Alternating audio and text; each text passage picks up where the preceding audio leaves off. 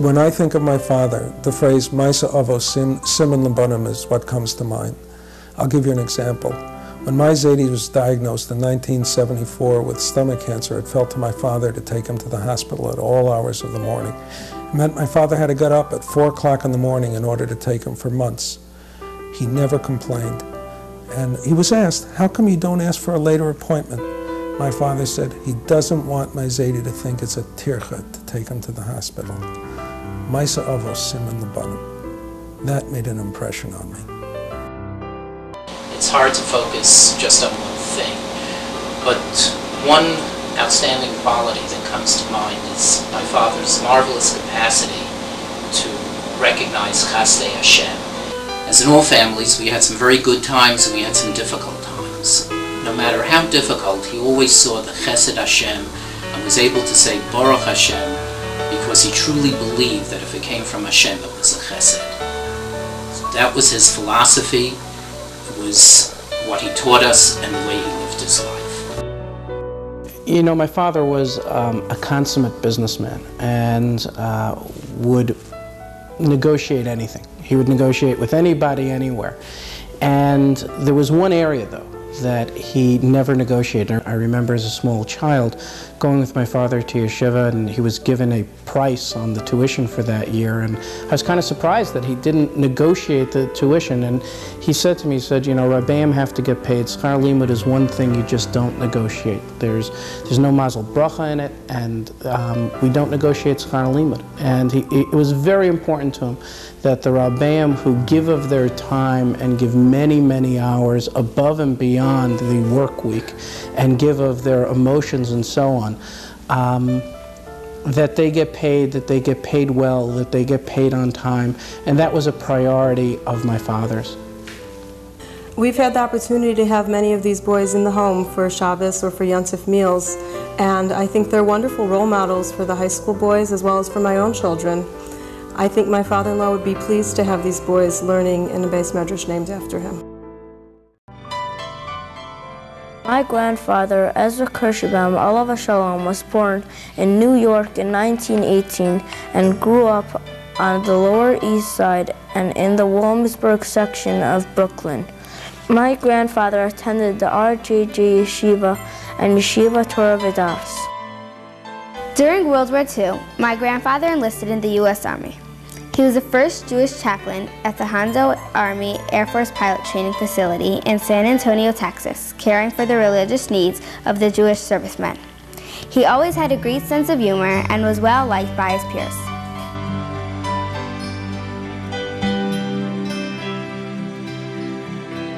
In 1946, my grandfather married my grandmother, Judith DeMont. My grandmother was born in Kovno, Lithuania, and came to the United States as a teenager in August 1939, barely escaping the horrors of the Holocaust. My grandfather expanded his father's textiles business, but always realized that the success he enjoyed was a chesed from Hashem. Accordingly, he generously donated to various tzedakahs while keeping his identity secret. My grandparents raised their 3 sons in Brooklyn, New York, in a home that stressed the importance of Limud Torah, Chesed, and Mitzvos. My father and uncles attended Mir Yeshiva, where my grandfather established a close relationship with the Anhala of the Yeshiva and had an especially warm friendship with Harav Avram Kalmanovich, Zecher Tzaddik Livracha. The financial needs of the Yeshiva were of utmost importance to him, and his support continued even long after his children had completed their studies. My grandfather could often be found with a sefer in his hands, a pasuk to quote, and a bracha to give. He sought to instill his love of learning in his children and grandchildren and took a keen interest in their Limud Torah. We will always remember the playful side of our grandpa, who was forever ready with a story, a rhyme, or a song. But I also remember the serious side of my grandfather.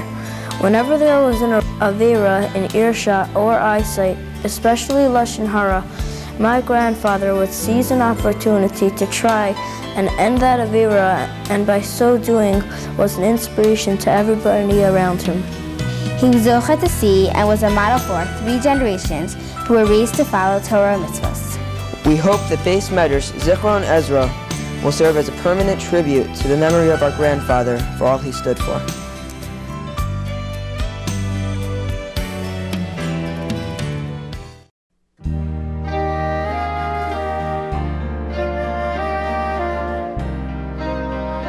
The Beis Medrash is being named Zichron Ezra in honor and in memory of Ezra Kirschenbaum.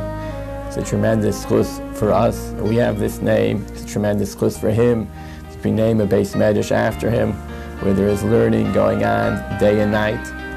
And it's especially a special merit for him that he should have a son who is so dedicated to Torah, who is learning in that Beis Medrash. Every day he learns there, he helps out, he's involved in the shiurim, and that's really the greatest chus that anyone can have, that his children take after him and they show the complete dedication to Torah and to spreading Yiddishkeit.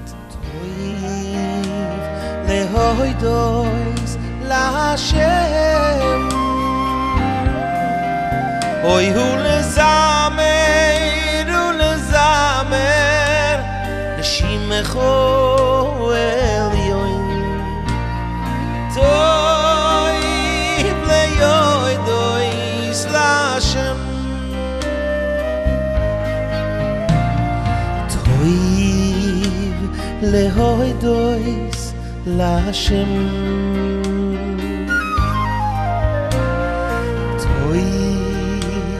Lehoidos laHashem.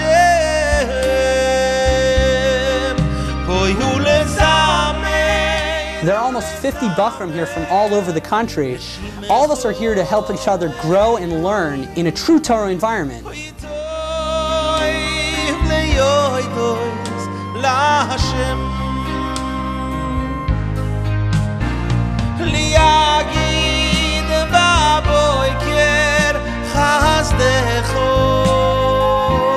In high school, we learn because we have to learn, but somewhere along the lines, I started enjoying learning, and that's why I chose to come to the Beis Medrash program, because I really enjoy what I do.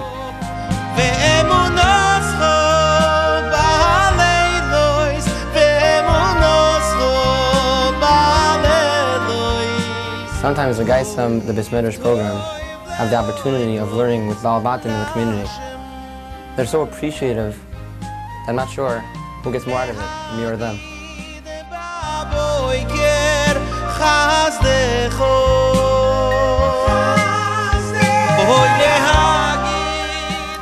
I had opportunities to go to yeshivas in America and even all over Eretz Yisrael, but I chose to come here to Miami because of the strength of the Beis Medrash program they have and the great rebbeim they have here.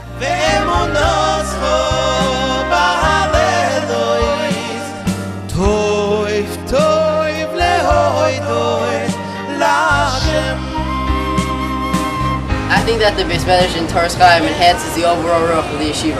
Besides for being great role models, they are great friends. I can't imagine a yeshiva without a Beis Medrash.